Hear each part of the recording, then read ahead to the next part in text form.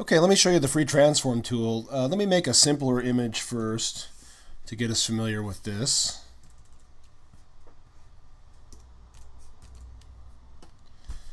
Okay, so brush tool.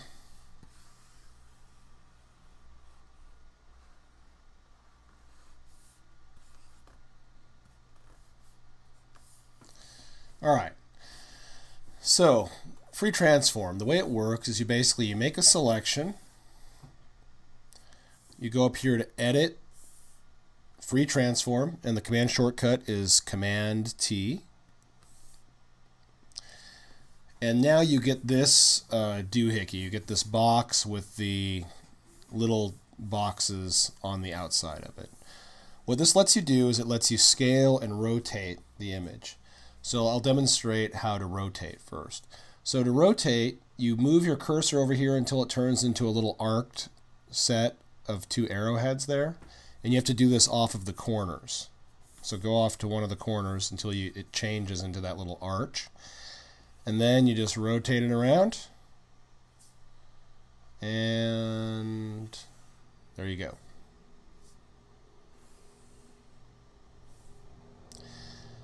Now, if I go back and try to start using the brush tool, it won't let me. It'll give you this dialog box that says, do you want to apply the transformation or not? And so we'll go ahead and say apply. Okay. So to demonstrate that again, edit, transform, free transform. Pull off the corners and rotate. Instead of waiting for that dialog to pop up, I'll just go ahead and hit the return key to set the transformation. Now if I do a transform that I don't like, edit, free transform. Oh, I don't like that. Instead of hitting the return key and then undoing it, I'll just hit escape, the escape key, ESC, in the upper left of your keyboard, and it just gets rid of it. Okay.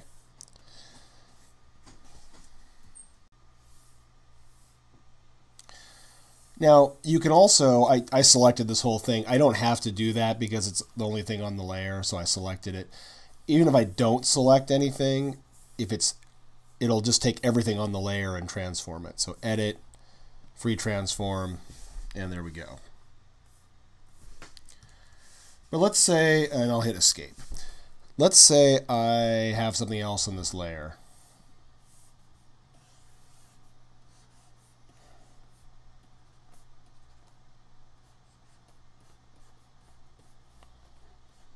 All right, and I don't want to rotate the cat. I want to just rotate this guy. Well, I can just isolate him and then edit, free transform, and then just rotate only him. Now, a smarter solution would be to just undo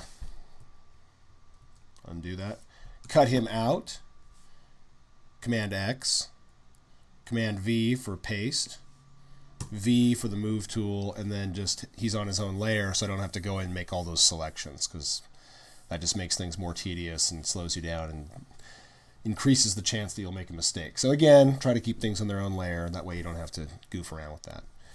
That being said, sometimes you just do want to transform one part of a layer. Edit, free transform, and return. Command D to deselect. So that's rotation. The other thing we'll be doing with free transform is scale. So I'll just select my man here. I don't have to select him. He's on his own layer. Edit, free transform. Now if I drag this diagonally, it will scale both the height and the width. Let me hit escape to cancel. Okay. So edit, free transform. If I grab the middle squares, it will only scale along one axis, height or width. Escape.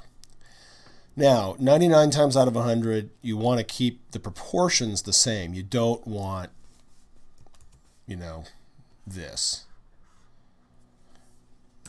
That just looks ridiculous, and it's hard to read, and so you usually want to keep your transforms constrained, or your scale transforms constrained or proportional.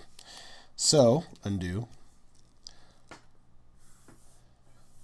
Here's the magic trick. Edit, free transform. Hold down on the Shift key, and then no matter what you do as you move it diagonally, it'll keep the proportions exactly the same. It won't let you slip up and get too skinny or too fat. So, like I said, 99 times out of 100, you're going to want to hold down the Shift key when you're doing scale transformations. So the command, the shortcuts are Command T for free transform,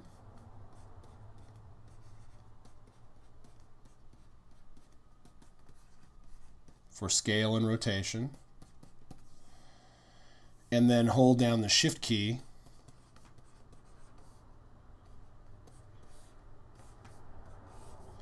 to keep the proportions, or to constrain the proportions to stay the same.